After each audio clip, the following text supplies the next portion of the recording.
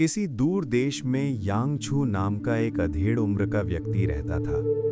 वो एक साधारण किसान था जिसकी जिंदगी बहुत ही सादगी से गुजरती थी। उसकी 5 बेटियां थीं, सबकी आंखों में अपने अपने सपने थे, लेकिन उनके पिता के दिल में हर दिन एक नया डर जन्म ले रहा था। समाज में दहेज की प्रथा इतनी गहरी जड़ें जमा चुकी थी कि हर पिता के लिए बेटी की शादी एक कठिन परीक्षा बन गई थी। यांगछू ने अपनी बड़ी बेटी की शादी के लिए कई घरों में बात की, लेकिन हर जगह एक ही सवाल पूछा गया, दहेज कितना दोगे? उसके पास न तो धन था, न ही कोई बड़ी संपत्ति। उसने अपनी थोड़ी सी जमीन भी बेच दी, फिर भी कोई रिश्ता पक्का नहीं हुआ। धीरे धीरे गांव में लोग बातें बनाने लगे, 5 बेटियां हैं, बोझ ही बोझ है। ये शब्द उसके दिल को चीर देते थे। वो रात रात भर जागता और सोचता, क्या मैं एक असफल पिता हूं? उसकी बेटियां उसे दिलासा देती, कहती, हमें कुछ नहीं चाहिए, बस आप हमारे साथ रहें। लेकिन समाज का दबाव उसके मन को तोड़ चुका था। एक रात जब सब सो रहे थे, यांगछू चुपचाप घर से निकल पड़ा। आकाश में घने बादल थे और हवा में एक अजीब सी उदासी थी। वो नदी के किनारे पहुंचा और खड़ा हो गया। उसकी आंखों में आंसू थे, दिल में दर्द और दिमाग में सिर्फ एक विचार, मेरे जाने से सबकी परेशानी खत्म हो जाएगी। वो आगे बढ़ने ही वाला था कि अचानक एक शांत और गंभीर आवाज सुनाई दी, क्या सच में तुम्हारे जाने से दुख समाप्त हो जाएगा? यांगछू चौंक गया। उसने पीछे मुड़कर देखा, वहां एक तेजस्वी और शांत व्यक्तित्व खड़ा था। वो थे गौतम बुद्ध। उनकी आंखों में करुणा थी और चेहरे पर गहरी शांति। यांगछू को लगा जैसे किसी ने उसके अंदर के तूफान को पहचान लिया हो। यांगछू कुछ क्षणों तक स्तब्ध खड़ा रहा। उसने पहले कभी ऐसा तेजस्वी व्यक्तित्व नहीं देखा था। उसकी आवाज कांप रही थी जब उसने पूछा, आप कौन हैं? बुद्ध ने शांत स्वर में उत्तर दिया, मैं एक यात्री हूं जो केवल दुख को समझने और उसे दूर करने का मार्ग बताता हूं। यांगछू की आंखों से आंसू बहने लगे। उसने अपनी सारी पीड़ा उनके सामने रख दी। मैं अपनी बेटियों की शादी नहीं कर पा रहा, हर जगह दहेज मांगा जाता है, मैं असफल हूं, मैं जीने लायक नहीं हूं। बुद्ध ने ध्यान से उसकी बात सुनी, बिना उसे रोके। फिर उन्होंने धीरे से पूछा, तुम्हें क्या लगता है, तुम्हारी बेटियां तुम्हें किस कारण से प्रेम करती हैं? यांगछू ने तुरंत जवाब नहीं दिया। वो सोच में पड़ गया। उसे अपनी बेटियों के चेहरे याद आए, उनकी हंसी, उनका स्नेह, उनका विश्वास। वे मुझे मेरे प्रेम के कारण चाहती हैं, उसने धीरे से कहा। बुद्ध मुस्कुराए। तो फिर तुम अपने मूल्य को गलत मापदंड से क्यों आंक रहे हो? ये सवाल यांगछू के दिल में गूंज गया। उसने पहली बार महसूस किया कि शायद समस्या उसमें नहीं बल्कि समाज की सोच में है। बुद्ध ने आगे कहा, दुख तब जन्म लेता है जब हम गलत धारणाओं को सत्य मान लेते हैं। तुम्हें अपनी सोच बदलनी होगी। यांगछू के मन में थोड़ी आशा की किरण जगी। उसने पहली बार महसूस किया कि शायद अभी सब कुछ खत्म नहीं हुआ है। गौतम बुद्ध यांगछू को लेकर पास के एक गांव में पहुंचे। सुबह का समय था, सूरज की हल्की किरणें खेतों पर पड़ रही थीं। वहां एक छोटा सा घर था जो बहुत साधारण था, लेकिन उसमें रहने वाले लोगों के चेहरे पर संतोष और खुशी साफ झलक रही थी। बुद्ध ने दरवाजा खटखटाया। एक वृद्ध व्यक्ति बाहर आया और उन्हें आदरपूर्वक अंदर बुलाया। यांगछू ने देखा कि घर में ज्यादा सामान नहीं था, फिर भी वातावरण में एक अजीब सी शांति थी। कुछ देर बाद उस घर की बेटी भी आई, जो हाल ही में विवाह करके आई थी। उसके चेहरे पर आत्मविश्वास और संतोष था। यांगछू को यह देखकर आश्चर्य हुआ। उसने हिचकिचाते हुए पूछा, क्या आपकी शादी में दहेज नहीं दिया गया? वृद्ध व्यक्ति मुस्कुराया और बोला, नहीं, हमने अपनी बेटी को दहेज नहीं बल्कि शिक्षा और अच्छे संस्कार दिए हैं। वही उसका सबसे बड़ा धन है। यांगछू ये सुनकर चौंक गया। उसके मन में जैसे कोई नई रोशनी जली। उसने सोचा, जब इनके पास कुछ भी नहीं है, फिर भी इनकी बेटी की शादी सम्मान से हो गई, तो मैं क्यों हार मान रहा हूं? बुद्ध ने उसकी ओर देखा और कहा, समस्या बाहर नहीं, सोच में होती है। जब तक तुम खुद को कमजोर मानते रहोगे, दुनिया भी तुम्हें कमजोर ही समझेगी। यांग छू के मन में गहरी हलचल होने लगी। उसे लगा जैसे वो अब तक एक भ्रम में जी रहा था। उसने समाज के डर को इतना बड़ा बना लिया था कि अपने ही आत्मबल को भूल गया था। वो कुछ देर तक चुप बैठा रहा। फिर उसने धीरे से कहा, मैं समझने लगा हूं, शायद गलती मेरी सोच में थी। बुद्ध ने मुस्कुराकर कहा, समझ ही परिवर्तन की पहली सीढ़ी है। उस दिन यांग छू ने पहली बार महसूस किया कि जीवन में अभी भी उम्मीद बाकी है। अब उसके दिल में निराशा की जगह एक छोटी सी आशा ने जन्म ले लिया था। गांव से लौटते समय यांग छू का मन पहले जैसा भारी नहीं था। उसके भीतर कुछ बदलने लगा था। वो अब हर बात को नए नजरिए से देखने की कोशिश कर रहा था। गौतम बुद्ध ने उससे पूछा, अब तुम्हें क्या लगता है, तुम्हारी सबसे बड़ी समस्या क्या है? यांग छू ने थोड़ी देर सोचकर कहा, मेरी सोच, मैंने खुद को कमजोर मान लिया था। बुद्ध ने सिर हिलाया और बोले, जब मन हार मान लेता है तभी असली हार होती है। ये शब्द सीधे उसके दिल में उतर गए। उसे एहसास हुआ कि वो अपनी बेटियों को बोझ समझकर खुद ही दुखी हो रहा था, जबकि वे उसकी ताकत बन सकती थीं। घर पहुंचकर उसने अपनी बेटियों को ध्यान से देखा। वे सभी मेहनती और समझदार थीं। किसी को बुनाई आती थी, किसी को खेती का ज्ञान था, तो कोई पढ़ाई में तेज थी। पहली बार उसने उनसे कहा, तुम सब कमजोर नहीं हो, तुम मेरी ताकत हो। ये सुनकर उसकी बेटियां भावुक हो गईं। उनके चेहरे पर आत्मविश्वास झलकने लगा। अगले ही दिन से यांग छू ने एक नया कदम उठाया। उसने तय किया कि वो अपनी बेटियों को और भी कुशल बनाएगा, ताकि वे किसी पर निर्भर न रहें। उसने उन्हें अलग-अलग कामों में निपुण बनाना शुरू किया। घर में अब निराशा की जगह सीखने और मेहनत का माहौल बनने लगा।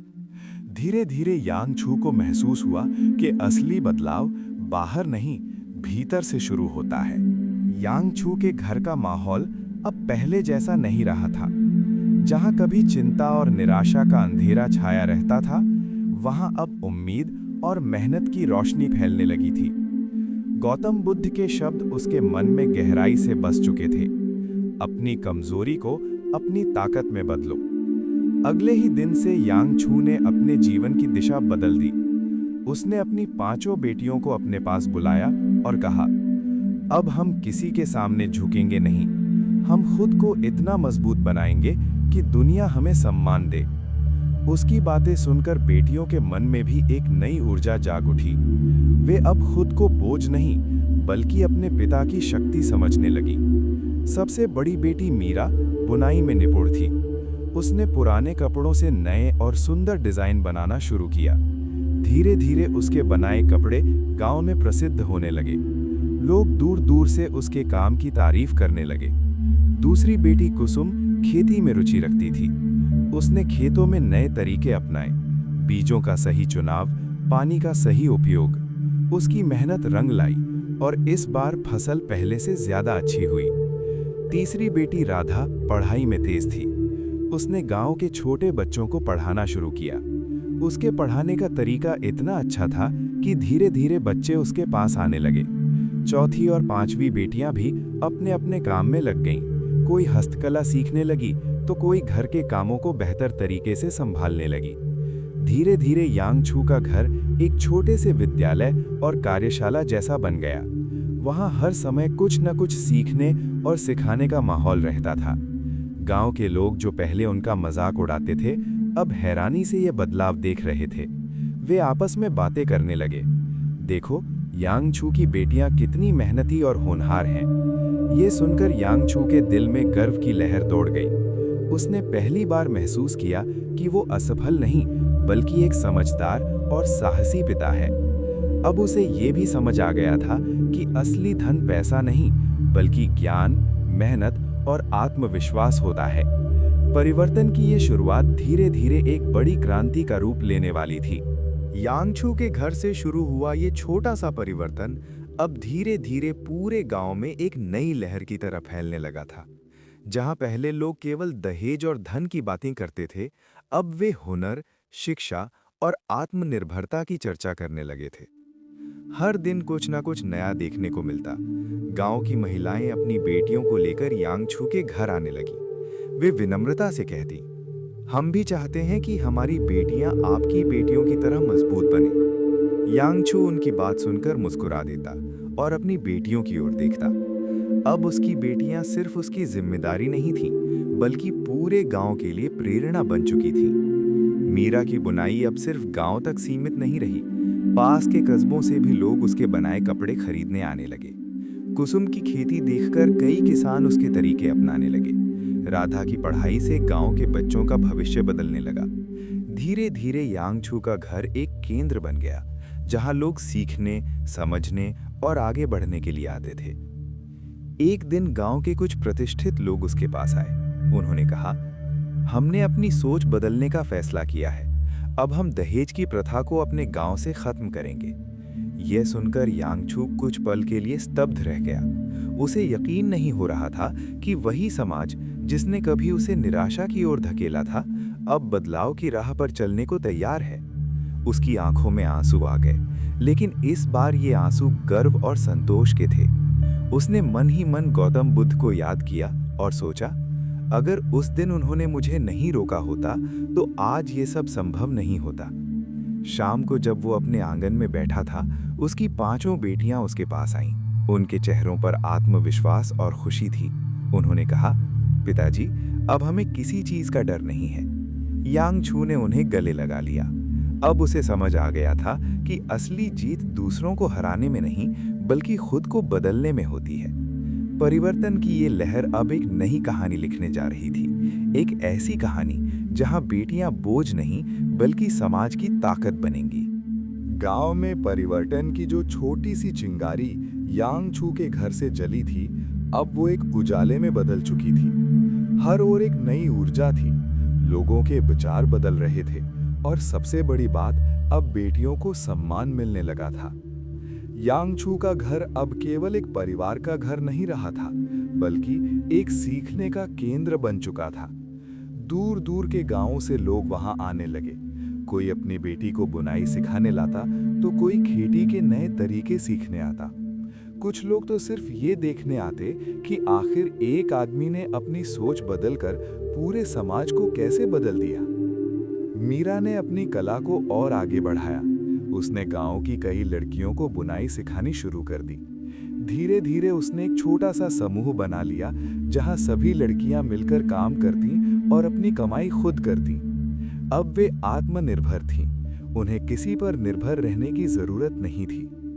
कुसुम ने अपनी खेती में नए प्रयोग किए। उसने जैविक खेती यानी ऑर्गेनिक फार्मिंग शुरू की, जिससे फसल और भी अच्छी होने लगी। दूसरे किसान भी उससे सीखने लगे। अब गांव में खेती सिर्फ गुजारे का साधन नहीं रही, बल्कि गर्व की बात बन गई। राधा ने अपनी पढ़ाई पूरी करने के बाद गांव में एक छोटा सा पाठशाला खोल दिया।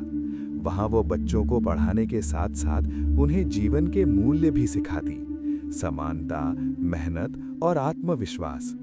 उसके पढ़ाए हुए बच्चे अब बड़े सपने देखने लगे थे। एक दिन गांव में एक बड़ा आयोजन हुआ। सभी लोग इकट्ठा हुए। बूढ़े, बच्चे, महिलाएं, किसान, हर कोई वहां मौजूद था।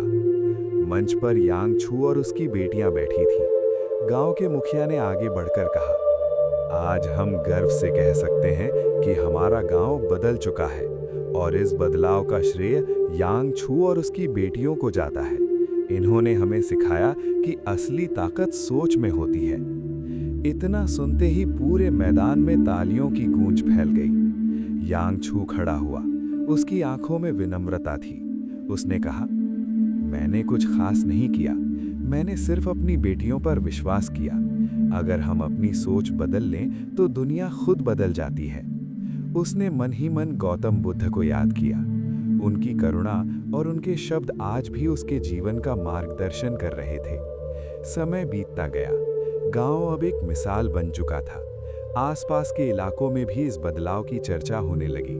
लोग कहते, अगर बदलाव देखना है तो उस गांव में जाओ जहां बेटियां सम्मान से जीती हैं। शाम के समय यांगछू अपने आंगन में बैठा आसमान की ओर देख रहा था।